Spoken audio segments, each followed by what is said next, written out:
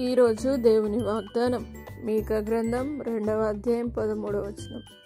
వారి రాజు వారికి ముందుగా నడుచును, యెహోవా వారికి నాయకుడిగా ఉండును. నా ప్రియ సహోదరి సహోదరులారా, దేవుని వాగ్దానం సెలవిస్తా ఉన్నది, వారి రాజు వారికి ముందుగా నడుచును, యెహోవా వారికి నాయకుడిగా ఉండును. దేవుని వాగ్దానం సెలవిస్తా ఉన్నది, ప్రాకారములు పడగొట్టువాడు వారికి ముందుగా పోవును, వారు గుమ్మమును పడగొట్టి దాని ద్వారా దాటిపోవుదురు.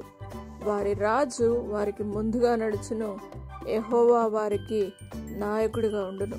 నా ప్రియ సహోదరులారా, మీకు అడ్డుగా ఉన్న ప్రతి ప్రాకారములను దేవుడే అద్భుత కార్యమును జరిగించి మెట్టగా ఉన్న స్థలాలన్నిటిని తీసివేసి దేవుడు మీ జీవితంలో ద్వారమును తెరిచి గుమ్మములను దేవుడు తప్పకుండా తెరిచి అద్భుతమును జరిగించి దేవుడు మీ జీవితంలో ప్రతి అంధకారము నుండి, దురాత్మల నుండి, మాంత్రిక శక్తుల నుండి, ప్రతి శోధన నుండి దాటిపోయేలా దేవుడు చేయబోతున్నాడు. కాబట్టి దేవుడే మీకు ప్రాకారముగా ఉండి మీ గుమ్మములలో దేవుడు మిమ్మల్ని నిలబెట్టి ప్రతి శత్రువులన్నిటిని పడగొట్టి మీకు మట్టిగా ఉన్న ప్రతి స్థలములను, అడ్డుగా ఉన్న ప్రతి స్థలములను దేవుడు తొలగించి దేవుడు మీ జీవితంలో రాజుగా ఉండి మీ ముందు నడవబోతా ఉన్నాడు.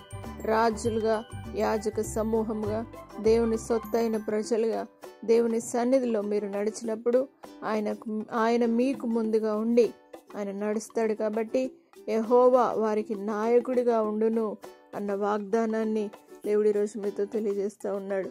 ఏ విషయాల కోసం ఆయన నాయకునిగా మీరు అంగీకరిస్తారో ప్రతి విషయంలో ఆయన మీకు నాయకుడిగా ఉండి మీకు ఆలోచన చెప్పి మీ జీవితంలో ఇంకా అద్భుతమును జరిగించి దేవుడు కార్యం జరిగించబోతున్నాడు. కాబట్టి ఈ వాగ్దానాన్ని స్వీకరించండి.